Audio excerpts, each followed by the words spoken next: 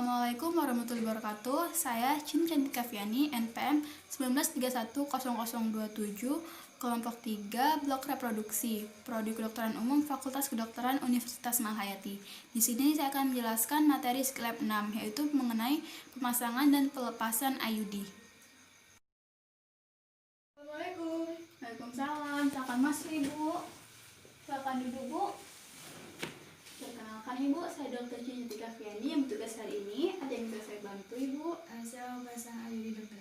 Mau pasang IUD. Baik, kalau begitu sebelumnya dengan Ibu siapa ya? Rizka. Ibu Rizka. Nama lengkapnya, Ibu? Rizka Saputri. Rizka Saputri. Tinggalnya sekarang di mana, Bu? Desa Karyamukti. Di Desa Karyamukti. Umur Ibu sekarang berapa? 28. Pekerjaannya, Bu? Ibu rumah tangga. Ibu rumah tangga. Mohon maaf, Ibu, pendidikan terakhirnya apa ya? S1 manajemen. S1 manajemen. Baik, Ibu Rizka, jadi tujuan datang ke sini itu untuk pasang IUD, Ibu. Iya, dokter. Sebelumnya apa Ibu sudah pernah masang IUD? Belum, dokter. Maka dari itu saya masih bingung. Apakah bisa dijelaskan kelebihan dan kekurangan dari IUD? Baik, jadi untuk kelebihan dari IUD ini yaitu tingkat keberhasilannya yang tinggi, Ibu.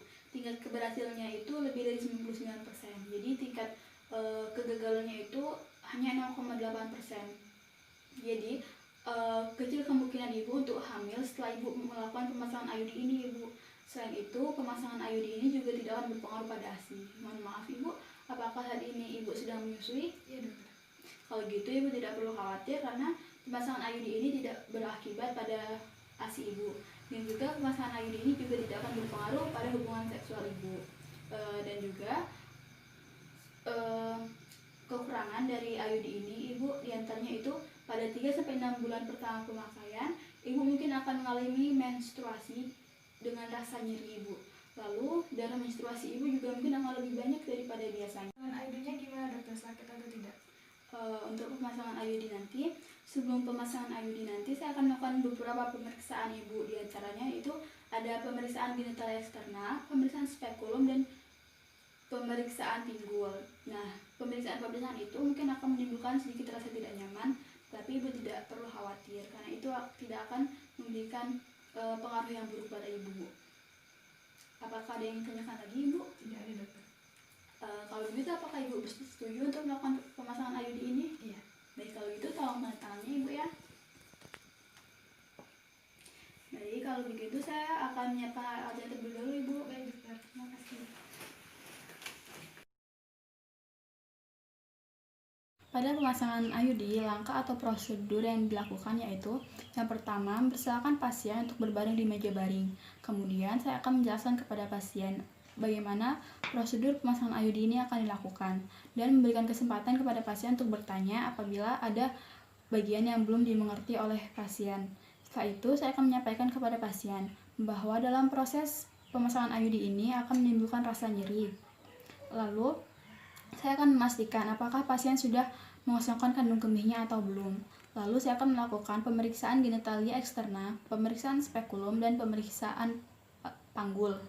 Lalu saya akan memasukkan lengan AKDR Copper T380A di dalam kemasan sterilnya dan memasukkan spekulum dan usap vagina dan serviks dengan larutan antiseptik. Lalu saya akan menggunakan tenokulum untuk menjepit serviks dan memasukkan sonde uterus. Setelah itu saya akan memasang AKDR Copper T380A. Setelah memasang AKDR Copper T380A, saya akan membuang bahan-bahan sekali pakai yang sudah terkontaminasi sebelum membuka sarung tangan. Lalu saya akan melakukan dekontaminasi untuk alat-alat yang masih bisa digunakan. Lalu saya akan mengajarkan kepada pasien bagaimana memeriksa AKDR dengan cara meraba benang. Setelah itu, saya akan minta ke pasien untuk menunggu terlebih dahulu selama 15 atau 30 menit sesudah pemasangan AKDR. Lalu, saya akan persilahkan pasien pulang.